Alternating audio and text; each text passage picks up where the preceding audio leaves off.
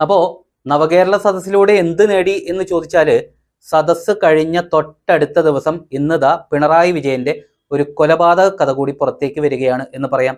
അപ്പോ രംഗം കൊഴുക്കുന്നു. നമസ്കാരം. അപ്പോ ഇന്നലത്തെ നവകേരള സദസ്സിലെ പരാജയങ്ങൾ രണ്ടെണ്ണം മാത്രം എന്ന് പറഞ്ഞിട്ട് നമുക്ക് കൊലപാതക കഥയിലേക്ക് കടക്കാം. ഒന്നാമത്തത്, എല്ലാവരും കേട്ട വാർത്തയാണ്. ഇന്നലെ ആലപ്പുഴ കോടതി മുഖ്യമന്ത്രിയുടെ ഗൺമാനെതിരെയും കണ്ടാലറിയാവുന്ന 3 സുരക്ഷാ ഉദ്യോഗസ്ഥർക്കെതിരെയും കേസെടുക്കാൻ പോലീസിന് നിർദ്ദേശം നൽകിയത്. ഇപ്പോ പിണറായിയുടെ അവസാന പിടിവള്ളിയും വലിച്ചു ദൂരെ കളഞ്ഞിരിക്കുകയാണ് നമ്മുടെ കേരള പോലീസ്. അതായത് ഗൺമാനെ ചോദ്യം ചെയ്യാൻ മുഖ്യമന്ത്രിയുടെ പ്രത്യേക അനുമതി വേണം എന്ന പിടിവള്ളിയിൽ പിടിച്ചു തൂങ്ങാൻ നിന്ന മുഖ്യനെ പോലീസ് തന്നെ തേച്ചു എന്ന് തന്നെ പറയാം.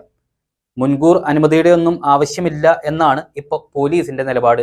പക്ഷേ ഇന്നലെ മറിയക്കുട്ടിയുടെ വിഷയത്തിൽ മുഖ്യം പറഞ്ഞത് കോടതി വായിൽ തോന്നിയതൊക്കെ പറയും, പക്ഷെ നടപ്പാക്കാൻ പറ്റുന്നതേ സർക്കാർ നടപ്പാക്കൂ എന്നൊക്കെയാണല്ലോ. അപ്പോൾ ഗൺമാൻ വിഷയത്തിലും മുഖ്യമന്ത്രിയുടെ നിലപാട് അത് തന്നെയാണോ എന്നത് അറിയാൻ നമ്മൾ കാത്തിരിക്കേണ്ടി വരും. ജസ്റ്റിസ് ദേവൻ രാമേന്ദ്രൻ ഇന്ന് മുഖ്യന് നല്ല മറുപടിയും കൊടുത്തിട്ടുണ്ട് കേട്ടോ. ഒരു ചടങ്ങില് പ്രസംഗിക്കുമ്പോൾ താൻ മൂല്യങ്ങളെ മുൻനിർത്തിയാണ് പ്രവർത്തിക്കുന്നത് എന്നും ചെയ്തതൊക്കെ പറഞ്ഞു നടക്കുന്നത് അല്പത്തരമാണെന്നും അദ്ദേഹം പറഞ്ഞു. ഇനി അടുത്തതാണ് മുഖ്യന് കിട്ടിയ ഏറ്റവും വലിയ പ്രഹരം എന്ന് പറയാവുന്നത്. അതായത് ഇന്നലെ നവകേരള സദസ്സിന്റെ ഒടുക്കത്തെ പരിപാടിയിൽ മുഖ്യൻ തള്ളു തുടങ്ങിയപ്പോഴേക്കും അന്തങ്ങൾ വരെ എഴുന്നേറ്റ് പോയി. പ്രസംഗം തുടങ്ങി 5 മിനിറ്റ് കഴിഞ്ഞപ്പോഴേക്കും കസേരകളൊക്കെ കാലി. പക്ഷേ എനിക്ക് ഈ അവസരത്തിൽ നന്ദി പറയാനുള്ളത് കോൺഗ്രസിനോടാണ്. കാരണം അവര് കരിങ്കൊടി കാണിച്ചത് കൊണ്ടാണല്ലോ നമ്മുടെ രക്ഷാപ്രവർത്തകരൊക്കെ അങ്ങോട്ട് ശ്രദ്ധ കേന്ദ്രീകരിച്ചത്.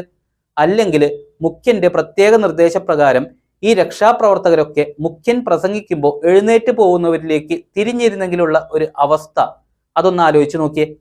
അങ്ങനെ ഇന്നലത്തെ ദേഹാസ്വാസ്ഥ്യമൊക്കെ മാറി നമ്മുടെ കോൺഗ്രസിന്റെ കണ്ണൂർ സിംഹം രംഗത്തെത്തിയിട്ടുണ്ട്.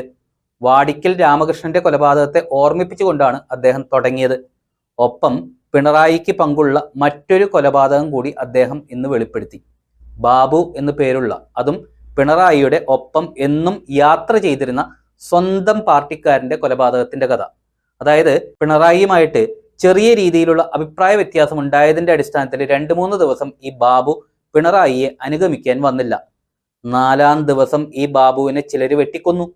പിന്നീട് പിണറായിയിൽ ബാബുവിന്റെ മൃതദേഹം മറവ് ചെയ്യാൻ പോലും ഒരൊറ്റൊരുത്തം പോലും സഹകരിക്കരുത് എന്നുള്ള തിട്ടൂരവും രാജാവിൽ നിന്നിറങ്ങി. പക്ഷേ SN കോളേജിലെ വൈസ് ചെയർപേഴ്സൺ ആയിരുന്ന, അതായത് KSUവിന്റെ വൈസ് ചെയർപേഴ്സൺ ആയിരുന്ന ഒരു പെൺകുട്ടി താമസിച്ചിരുന്നത് ഈ ബാബുവിന്റെ വീടിന്റെ അടുത്തായിരുന്നു. ആ കുട്ടി സുധാകരനെ ഫോണിൽ ബന്ധപ്പെട്ടുവെന്നും ഇവിടെ ആളുകളെ മാത്രമല്ല കുഴി കുഴിക്കാൻ തൂമ്പയും പിക്കാസും പോലും ലഭിക്കാത്ത അവസ്ഥയാണെന്നും അറിയിച്ചതിനെ തുടർന്ന് സുധാകരനാണ് തന്റെ നാട്ടിൽ നിന്ന് പെട്രോമാക്സും പിക്കാസും തൂമ്പയും ഒക്കെ ആയിട്ട് 15 ആളുകളെ 3 ജീപ്പുകളിലായിട്ട് അങ്ങോട്ട് അയച്ചതെന്നും അദ്ദേഹം ഇന്ന് വെളിപ്പെടുത്തിയിട്ടുണ്ട്. വാടിക്കൽ രാമകൃഷ്ണൻ മുതൽ TP ചന്ദ്രശേഖരൻ വരെയുള്ള ഇത്തരം കൊലപാതകങ്ങളും ഒപ്പം നവകേരള സദസ്സിൽ നമ്മൾ കണ്ട അക്രമങ്ങളെല്ലാം പിണറായി എന്ന സൈക്കോപാത്തിനെ സന്തോഷിപ്പിക്കാനുള്ള പ്രവൃത്തികളായിരുന്നു എന്നുമായിരുന്നു സുധാകരന്റെ വെളിപ്പെടുത്തൽ. ഞാൻ ആലോചിക്കുന്നത്, അന്ന് ഏതെങ്കിലും കേസിൽ ചിലരൊക്കെ അകത്തായിരുന്നു എങ്കിൽ കേരളം ഇന്നിതൊക്കെ സഹിക്കേണ്ടി വരുമായിരുന്നോ?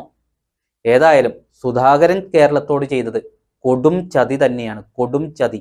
കാരണം തെളിവുകൾ നിരത്തി നിയമപോരാട്ടം നടത്തിയില്ലല്ലോ.